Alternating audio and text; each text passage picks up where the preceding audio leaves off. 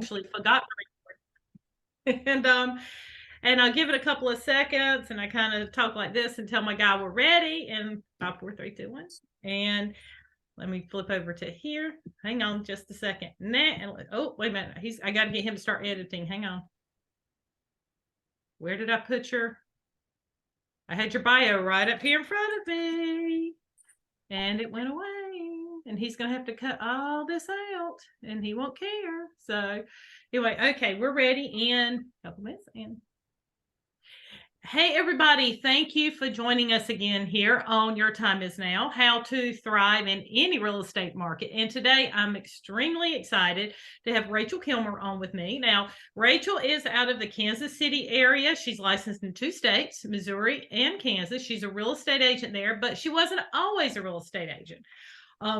She spent the first part of her career, and this is very impressive to me. She is an Emmy-nominated local sports reporter, and she tracked the Royals and their postseason runs, covered the Chiefs during their games, and I know for the last 2 years she's been extremely excited as a Chiefs fan, and she stayed on top of all things, which is at my heart, college football, as y'all followed me for a while. But why I wanted Rachel on here today is she transitioned from being a sports reporter in 2020, and we all know what happened in real estate in 2020, and that's when she entered the market. And she quickly said, you know what, I can do this. I don't care what's going on out there in the world. And she took her knowledge and her exposure on TikTok and other social media platforms and decided to connect her community locally. She gives them the 411 on the city and the housing market.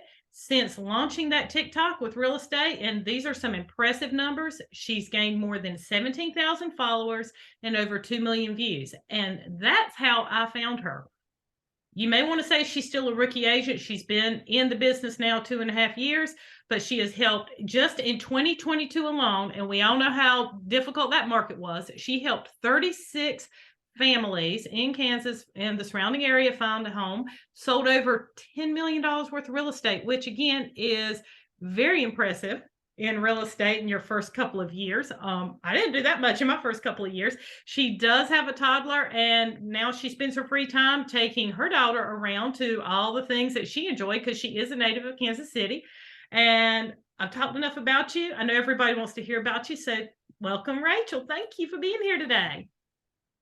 Thank you so much for having me. I'm excited to be here. So guys, I just want to let y'all know how I met Rachel was this. I was like scrolling through, it was either TikTok, I think it was Instagram one day. And her algorithm, and we'll talk about that because that's something when we're talking about video, you got to kind of figure out, but that kind of goes real deep into it. But apparently what I've been looking for and everything, she popped up on my feed. I'd never followed her, never saw her, anything, but I looked and I remember specifically, she did this little skit about the rich moms or the rich ladies of, was it Kansas City or a particular area? Anyway, it was hilarious. And I related it to some areas around here. So I sent her a message and I said, hey, this is hilarious. I love it. Great job. She said back, thanks so much, and I thought I'm going to follow her. And then I decided, you know what? I like her. And if I ever refer anyone to Kansas City, she's the one that I'm sending them to. So let's just start there. Let's talk about with this market and people that are watching this, because the goal of this is to tell people you can sell real estate anytime, anywhere, any economy. I mean, you started selling real estate and then the pandemic hit and you were probably like, what did I get into? So why media? Why video? Why did you say this is what's going to put my business on the map? I actually started, crazily enough, after COVID started. I got my license fall of 2020. So I was like, this looks insane.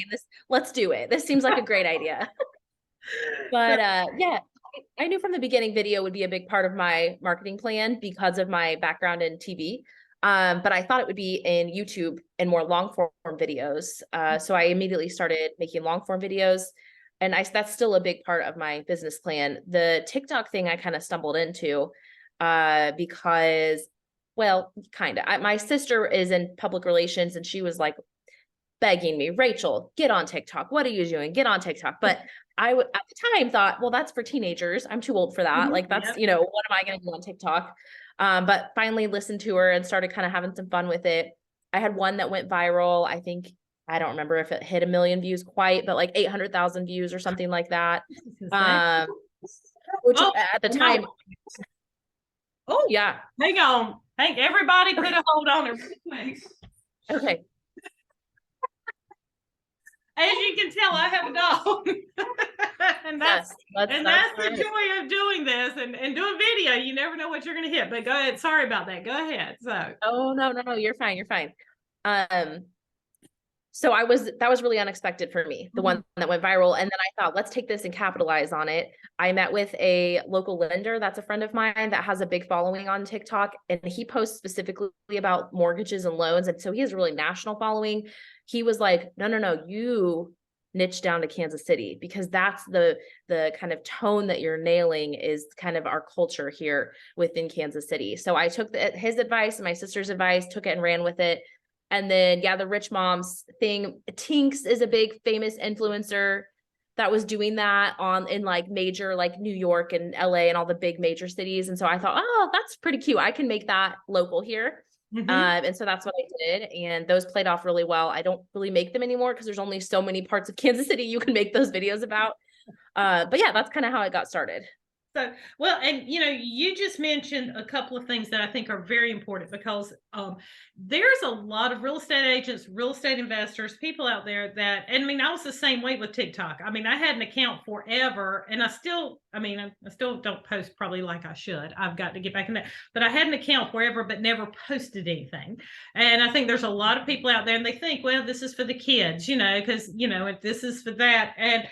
But you brought up something that was important. You said the first, one of the things you did was like, wait a minute, let me get with this lender that has a big following and all that. So how important is that? Because a lot of people were like, well, I don't know what I'm going to do.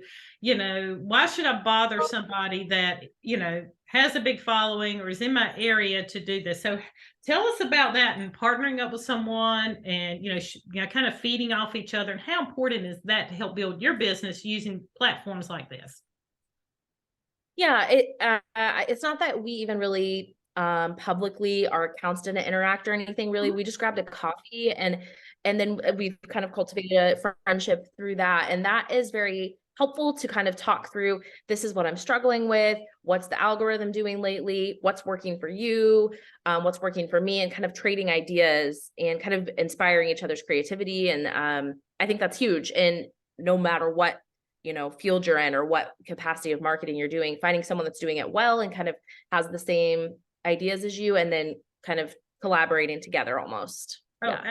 Absolutely. And I think he gave you some good advice. I've heard this more than once about niching down, what do you know and what of that? So tell us how, explain to people how important that is, because a lot of people, unfortunately, a lot of people that get on these platforms, they feel like, well, if I don't get this many hundreds or this many thousands of views, it's a failure, and I've heard a lot of agents say that, like, well, nobody's going to notice, nobody cares about this or that, but you talk about real estate, but when you're niching it down, you talk about stuff around the area. So how important is that and how has that worked for you? That has been the number one biggest thing for me personally.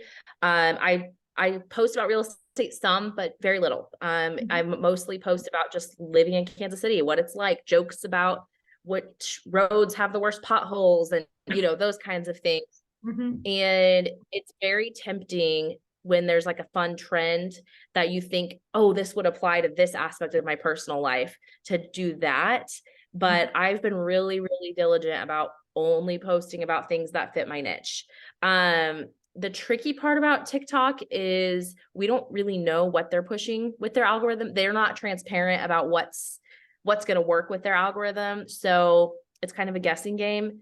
I've seen people posting recently, like, forget niching down. Now it's just be yourself and just throw it all out there. But I am not ready to throw out what's worked for me so far. So I'm sticking with my plan. And with that in mind, I don't expect my account to really grow that much more. I mean, Kansas City is not a major city.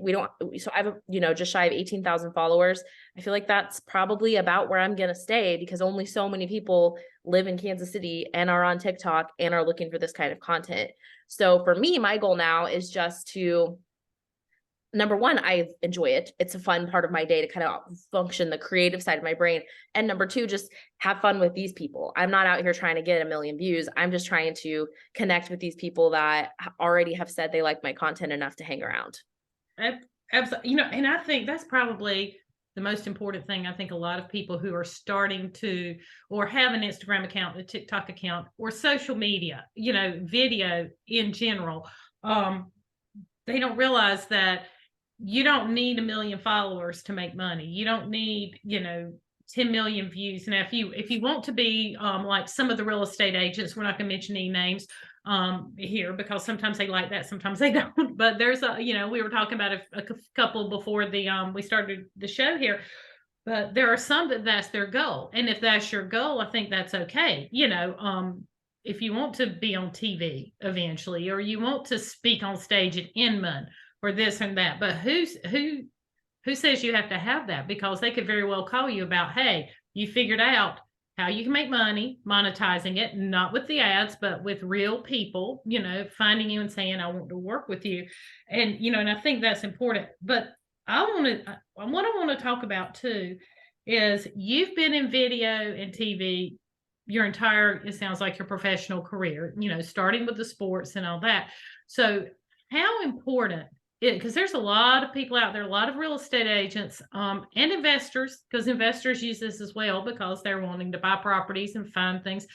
How important is it? Because I mean, right now there's a lot of national real estate trainers that are saying it's time to, you know, recreate the basics. It's time to get back into the mailers. Get back into, you know, the open houses, you know, and all that because of where the market is. They're saying that everything's flooded out there online. But that you pretty much, it seems, video is your thing and social media is your thing and getting out there. So how important is that, and how hard was it to make that transition over and to get comfortable doing that? Well, of course, you're already comfortable with it because, you know, not too many people have been nominated for an Emmy. So, but yeah, I mean, I think that's a huge point. But you know, how important is that? You know, what are you seeing with that, and how can someone become comfortable with that? I should say.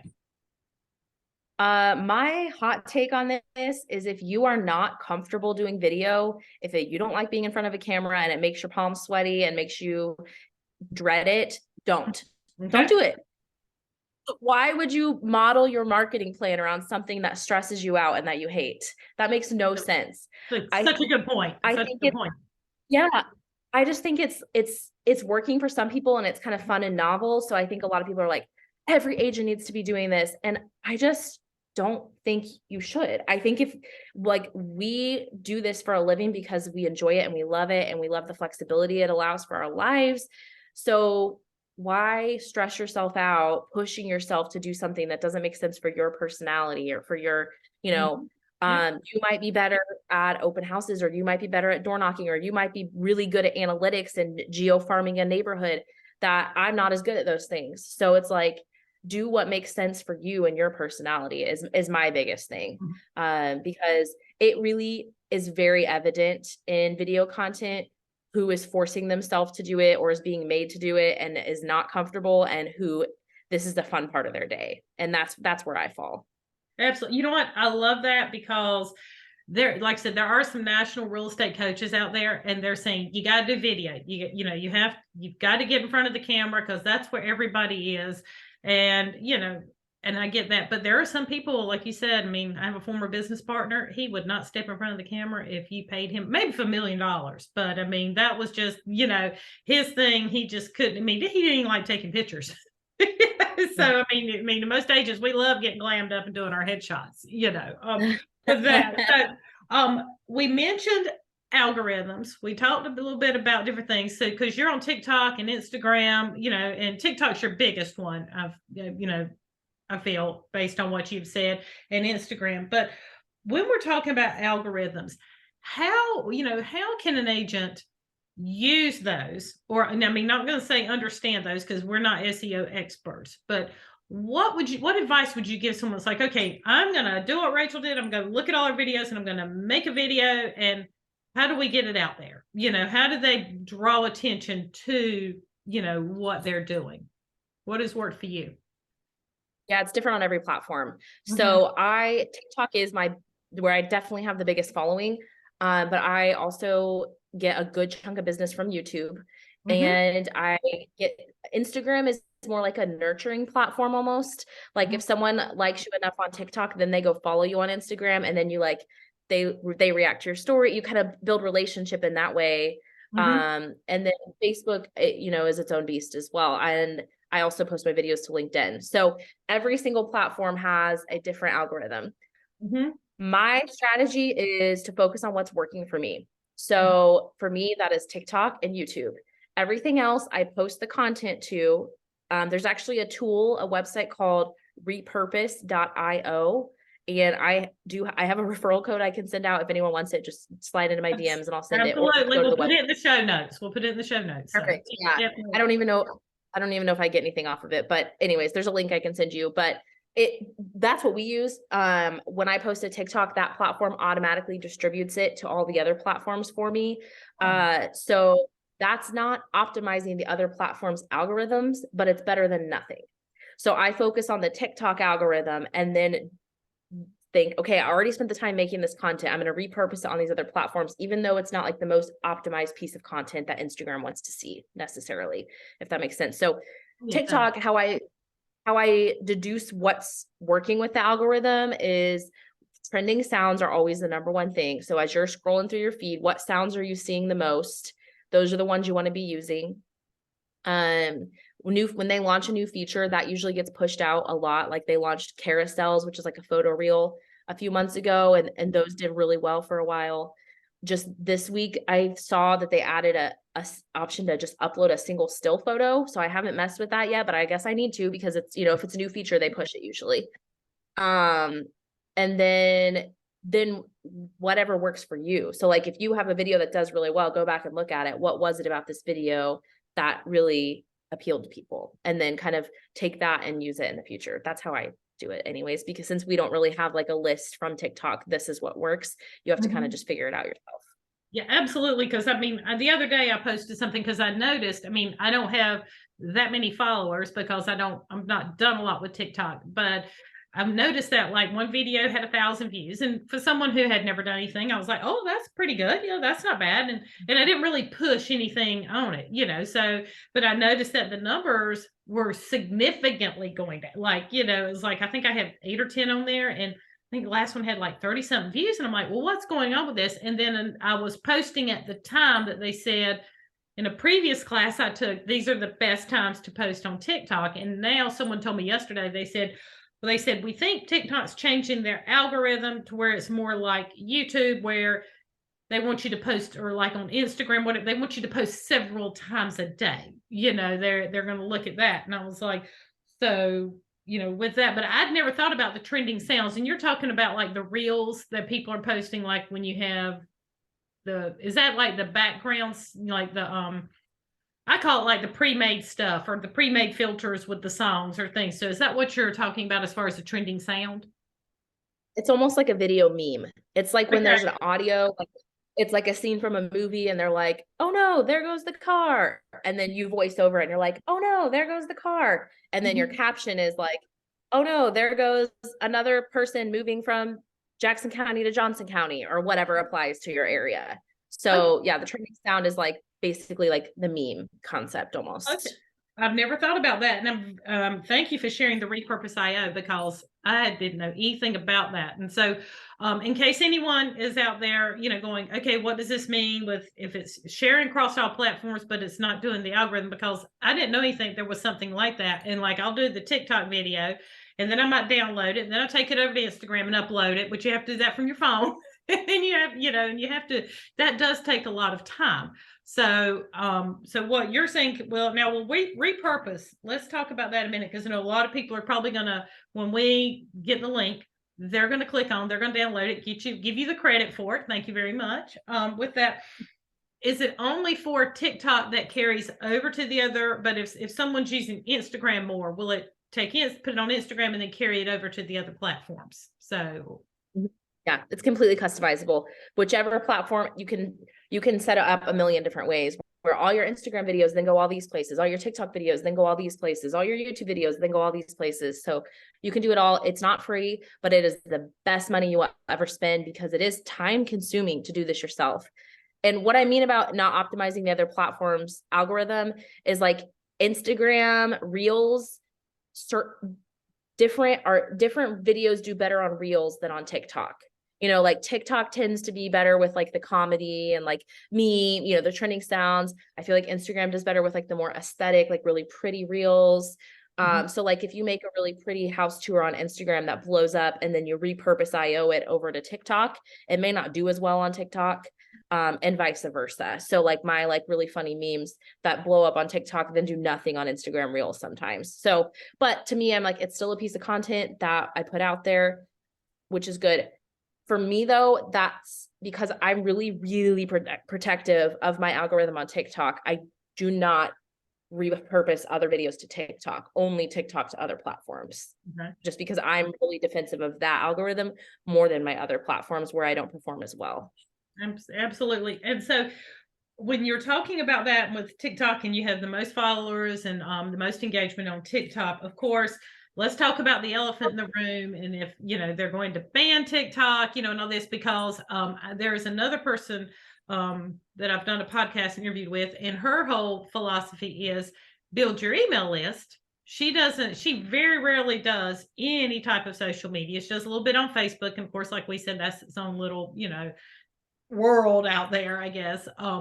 But her whole thing is you really shouldn't put as much into TikTok because it looks like, you know, if the government shuts it down, you've lost, you know, 17,000 people, 1,000,000 people, because I always go by the number that is viewed is really your audience, because they may not follow you, but they do see you because they've liked or viewed your videos before, you know. So what's your take on all of that, and putting a lot of eggs, I'm going to say all your eggs, but a lot of your eggs in this as a way to build your business, you know, and how do you protect that if something, you know, happens, which I'm, you know, I'm hoping, I think there's other things to worry about. We won't go into the TikTok and we won't go into that, but on this platform, you know, that would be a whole other thing. But let's just say, you know, they determine that TikTok is the big bad beast and says, you know, we won't, you know, it needs to go away. What do we do? You know, what's your advice on that? Because I'm sure you've thought about that, you know, quite a bit. Well, yeah, I mean, if I was someone that is just starting from scratch and doesn't have an audience on TikTok yet, I wouldn't be investing my time in it right now. Like I would not, you know, I would say wait and see when the dust settles on this before you invest a bunch of time just starting up. But for me, it already has an audience there. I'm kind of two minds with it. One is I'm trying to diversify a little bit, and I want to take my TikTok friends and be friends on other platforms too. So like, yeah, come follow me on Instagram. I just started a podcast. Come listen to the podcast, and trying to collect emails as much as I can. I need to do a better job at that though, for sure.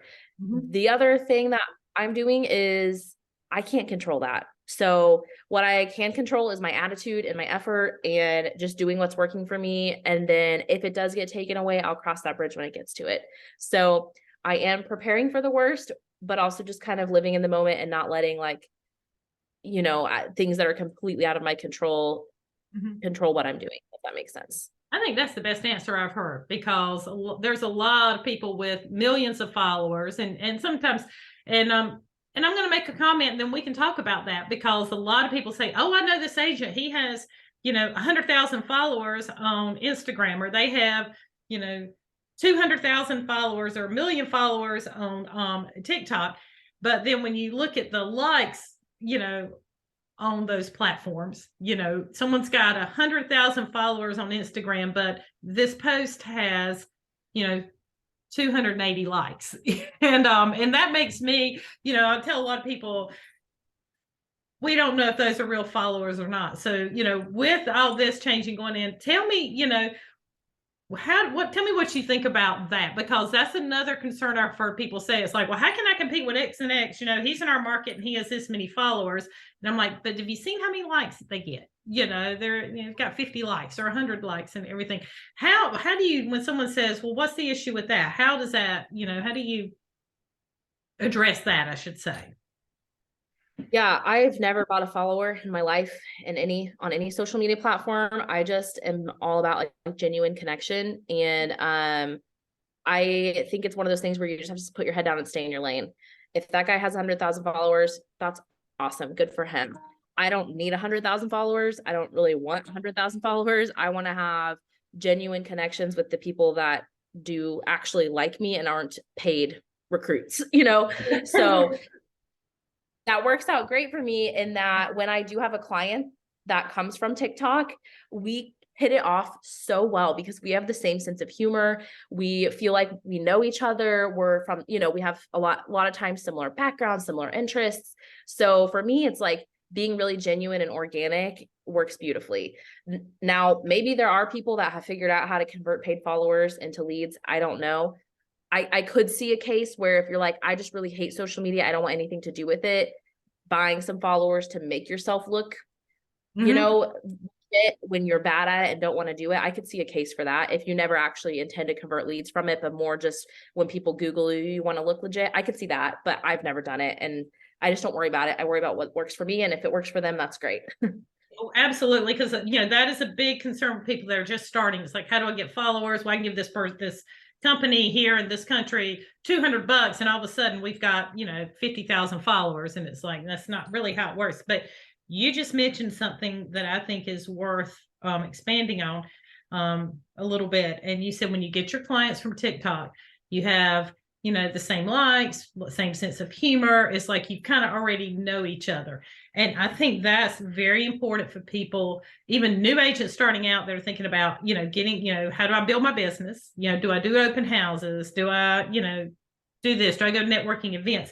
It's pretty much, I think what you're saying is the people that follow you on social media are people you're probably going to get along with in real life.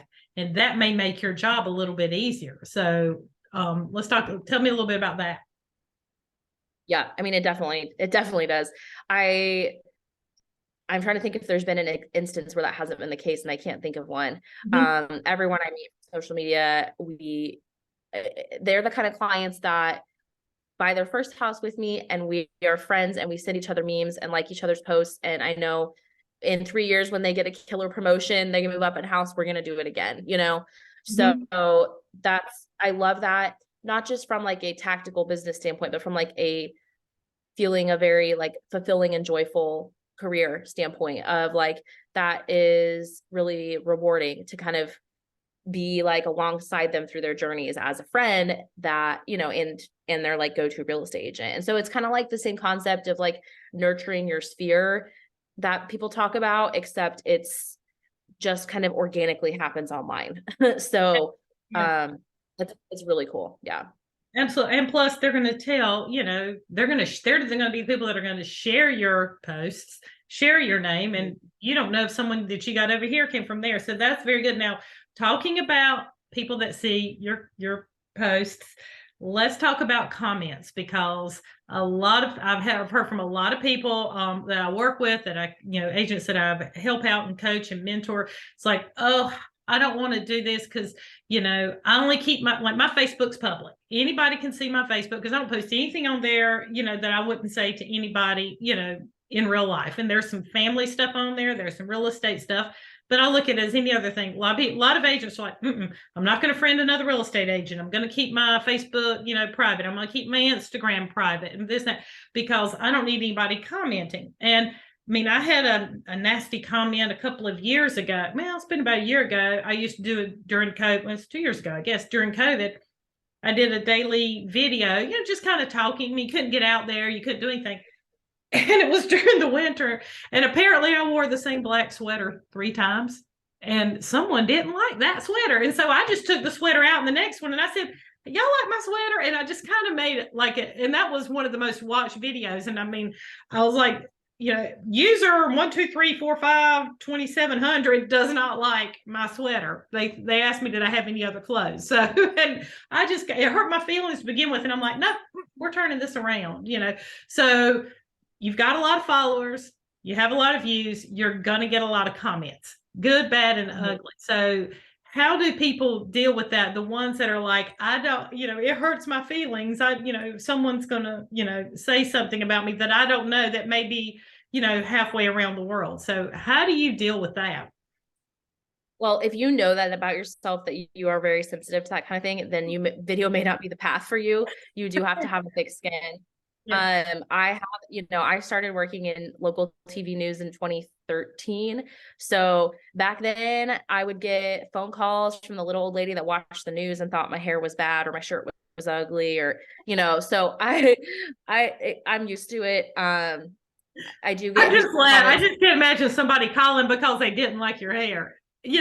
Oh, absolutely. Yes. Yes. And in fact, one time I had a boss criticize my hair, called a meeting about my hair, because we had been in the clubhouse after the Royals won the American League pennant, and they spray champagne all over you. So I had champagne in my hair and then went out and did a report. And I was like, what would you like for me to do in that situation, sir? Like, you don't even have any hair, so I don't want to hear it, But anyway, so I'm used to that I stuff. mean, yeah, I'm sorry, my hairdresser that I keep on retainer, wanted the night off. I can't imagine. Yeah, she was busy celebrating. Yeah.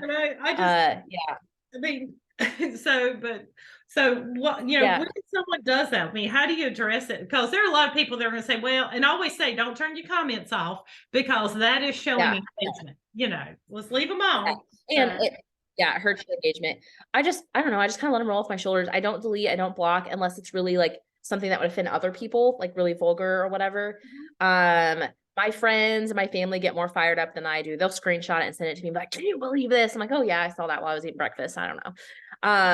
Some of them are just hateful. Some of them are just mean. Some of them are kind of funny. Like my favorite one ever was when I was doing those rich mom starter packs. Tinks is the influencer that does those on a national level. And someone commented, what is this? The Kirkland version of Tinks? And I was like, Kirkland is like the Costco brand, And I was like, you know what? That makes my Midwest heart very happy. I've never received such high praise in my life. Like, thank you, sir. That's Like, a really good compliment. I mean, I know. they didn't fit to be an insult. I mean, because Kirkland is like a nationally known brand. They're just saying you're viral. Yeah, I think he meant it in a hateful way, but I was like, you know what? I am taking that and I am logging that away and I'm saving it for when I'm in a bad mood in the future. I mean, I had someone the other day, and again, it's user blah blah blah blah blah whatever, and sometimes those are fake, and that's people who just they don't want to put their name out. I was talking about, I don't know, I was talking about for sale by owners or the new scam stuff going on in real estate about land. There, the new land scam they're calling it, that's reached out there, but here they're taking raw pieces of land and calling agents and saying, we own this lot or we own this tract of land and we want to sell it, because there's not a house there, so you can't knock on the door and we live here, and they're finding absentee owners. They're very smart, these scammers, they're very smart. But he said, yeah, he said, you can't believe everybody, especially these real estate agents that are trying to get rich off the back of the working people. And I'm like, okay, okay. Yeah.